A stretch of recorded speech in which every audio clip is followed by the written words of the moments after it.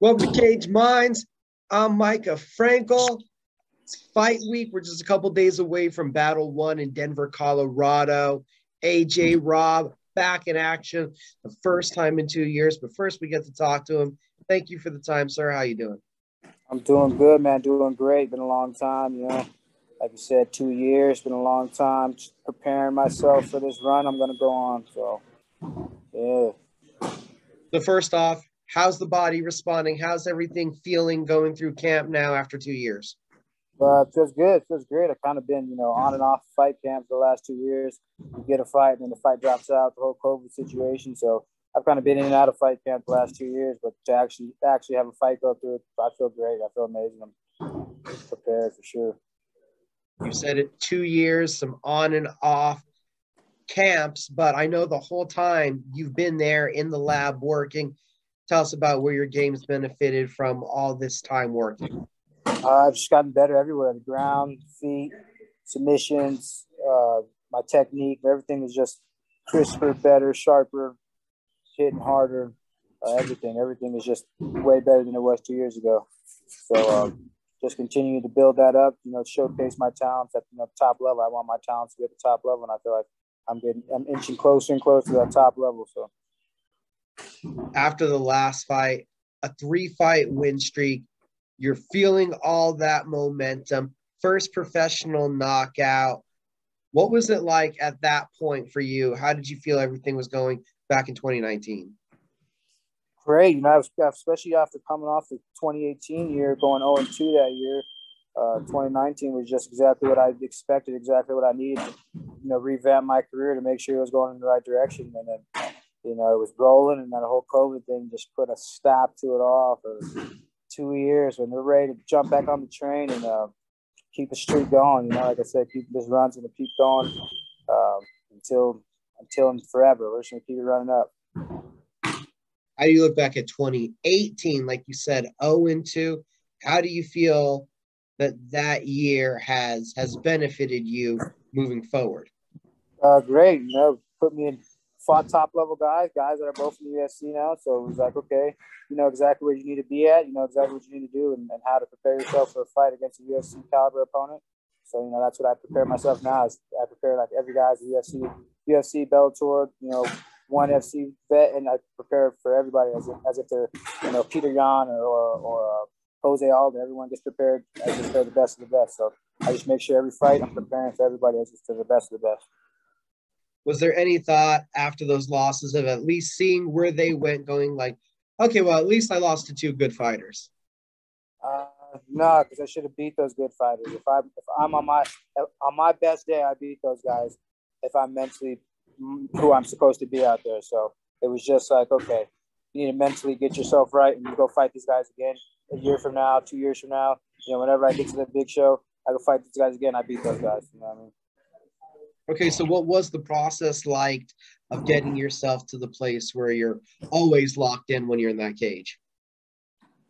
Just understanding, the what I'm doing and who I'm doing it for, the why. I had to understand my why. As soon as I understood my why, and I could really take that into all my fights in 2019. Okay, why are you doing this? Don't think about it so much as okay, you're a program fighter. You've been fighting your whole life, so think about you're a savage, you're an animal, you're locked in a cage as an animal. Keep that mentality no matter who you face. If you're facing, God himself, you go fight God as if you're an animal, not as if you're, less than God. You go fight God as if you are God. So I had to keep that mindset all through, and that's how I'm keeping my mindset for everybody. Anybody who's next, this fight on Saturday, that guy's God. I want to beat God's ass. That's, some people may not like me saying that, but, that's the mindset that I have to have in order for me to get locked in the cage and go beat somebody's ass. You know what I'm saying?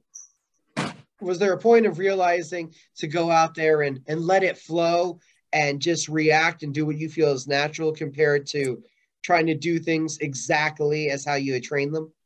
Yeah. To just get back to that. Okay, it's a fight. Let everything flow. Don't try and think too much. 1, 2, 3. All right, throw a kick here. Okay, be technical here. If he does this, do that. No, you got to make sure you get back to that mentality of it's a fight. Now, how does it feel with the fight? You get to return home, going back to Colorado. I'm sure those are always special fight nights for you. Yeah, it's the best. I love it. I love it. My last 2 fights were both in Colorado Springs. My 3rd time fighting Colorado Springs. I was hoping I'd have been the main event, but it's okay. You know, I'll take it. I'll take being on the card. But yeah, it's gonna be fun, man. So we sold out every time. It's crazy.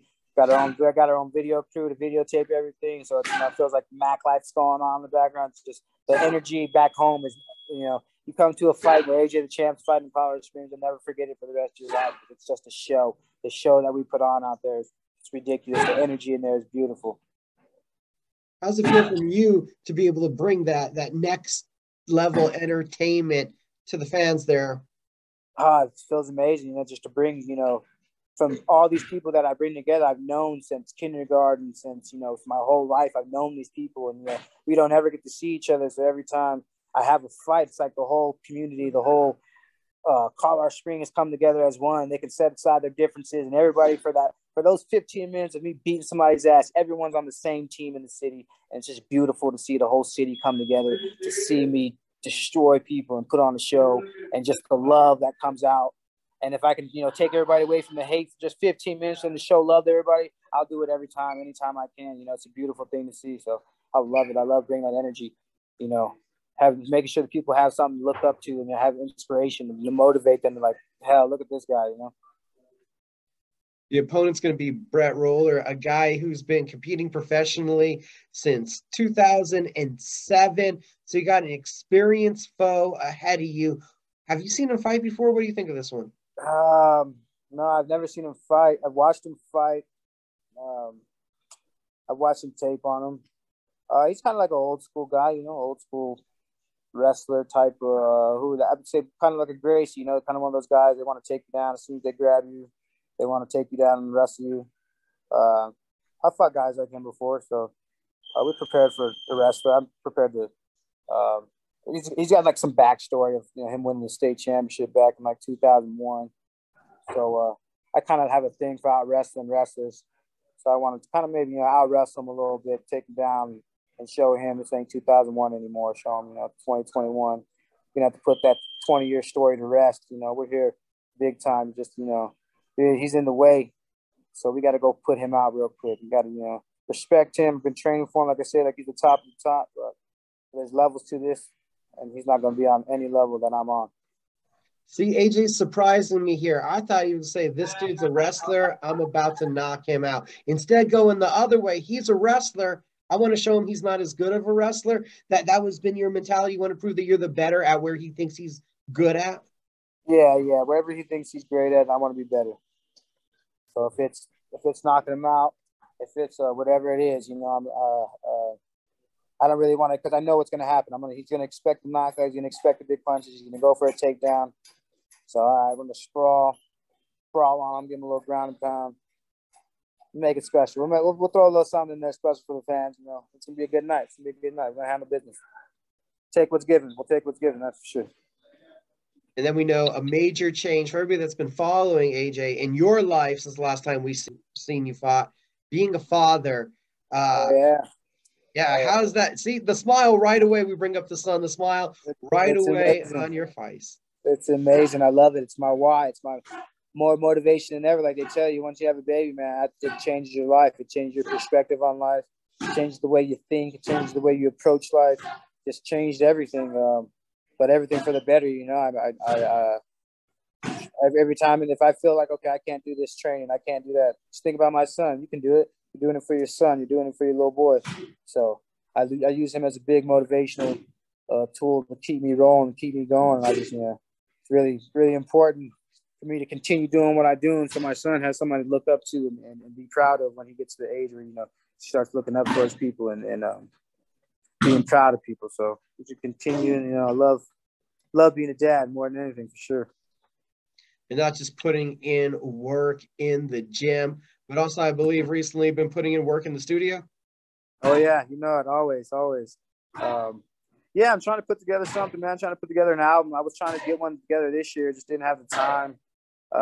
Didn't have me and the studio couldn't work out of time. But hopefully, 2022, I got a bunch of songs. I just need to get them together, get somebody to put them together, drop an album. I've been dropping a bunch of singles all year, but I want to put together an album or something. Something 10 songs. Everyone can check it out. And it's out there just for everyone to hear, you know. Once I start making this good money, I'll start getting the music videos and the, you know, everything else professionally done. So we're really out there, but it's all in due time, you know, keep doing what I'm doing, keep trusting the process and everything that I'm working hard for, and it would flow through. Just keep it rolling, man. Okay, well, on that music tip real quick, describe your style of rap. I do a little bit of everything, you know. I can rap, I can make love songs, I can make a little R&B, I can make, you know, some songs about you know, motivation, some songs about life, some songs about suicide, some songs about you know, depression, and I can do a little bit of everything, you know. It depends on the beat, depends on my mood, but I like to do everything. I like to do a little vocals in there, you know, a little R&B. And I like to rap something sometimes I rap fast, like the Bone Thugs and I got a Bone Thugs and Harmony type of flow. I'm from, you know, that was my favorite group growing up, so I kind of based my style off of Bone Thugs and Harmony.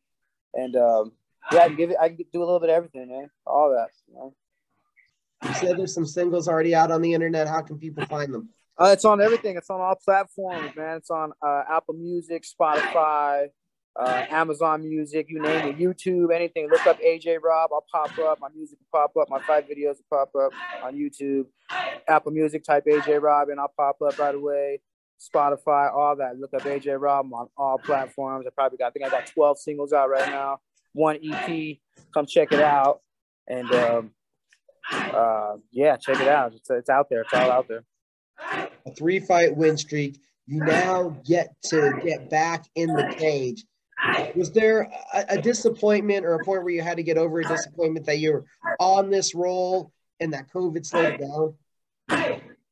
Yeah, it was definitely a disappointment, but I think, you know, a lot of guys, if they weren't in the UFC or Bellator, you know, if you weren't at that top level, you weren't fighting, you know, everyone basically took a year off who wasn't already in the UFC. So I take that into account. Basically, everyone took a year off if they, you know, without having a choice because all the whole COVID thing. So it's like, okay.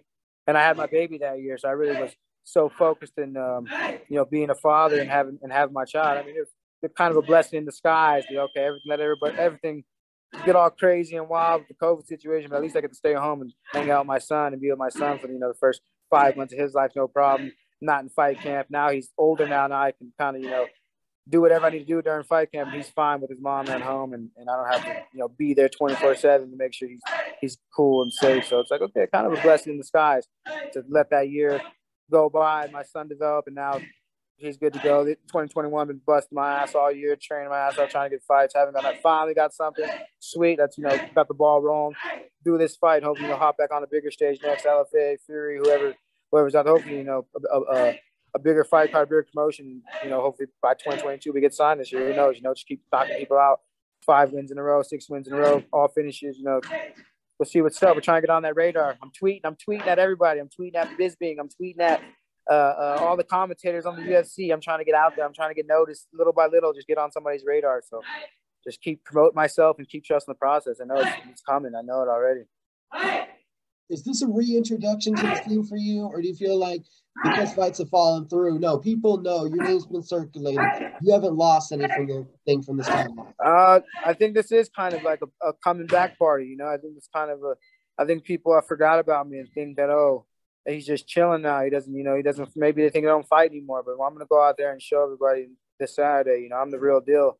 That last 24-second knockout wasn't a fluke. I fought that fight with viral pink eye in both my eyes and knocked the 5-1 out in 24 seconds, you know. Hey, people get what I had in my eye and they drop out of the fights, no problem. You know, they're not going to go to that fight. I ended up taking that fight on some, you know, probably shouldn't have took it, but I took it anyway because I'm a warrior, I'm a savage, and I needed to get that dub. I needed to get that win. I needed to show people I can kill anybody, no matter what the adversity is, and I did that. So I want to go back in there and showcase again. I need to get back on everyone's radar so they know I'm not here. I'm not going to hear and wrestle. I'm not going to wrestle this guy for 3 rounds. I'm going to be going for the finish, from start to finish, knockouts, submissions, punches. It's going to, you know, the same thing I've done as an amateur, what I did at the start of my pro career, what I did in all of 2019 is going to continue. Everyone's going to know that this is what I do. At every level, I'm going to, you know, destroy people. They're going to get destroyed.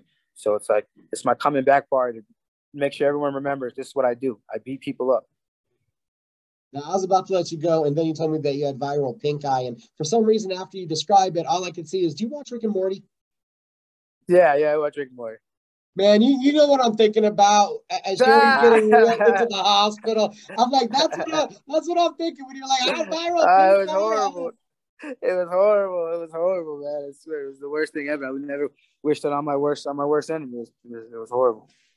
Yeah. But you were able to make it through the fight, and it didn't affect you during it? I didn't get hit at all. By the grace of God, I didn't get hit one time. It was 24 seconds. I got through with the fight, main event. As soon as I got done, said goodbye to everybody and went home. And next day, I went to the eye doctor and got prescribed the correct stuff to fix my eyes. But I went to urgent care that morning, and they gave me the wrong stuff for my eyes. So the day of the fight, I'm putting this shit in my eyes. It's the wrong stuff. So I'm like, and it's just making my eyes worse. So by the time about the fight, I can barely see. And I'm like, God, coach. My coach hits me in the back, and I'm like, coach, if I get hit, I don't know what's going to happen. Like, I'm going to have to take him down and just wrestle because I can't. Like, the pain is going through my whole body.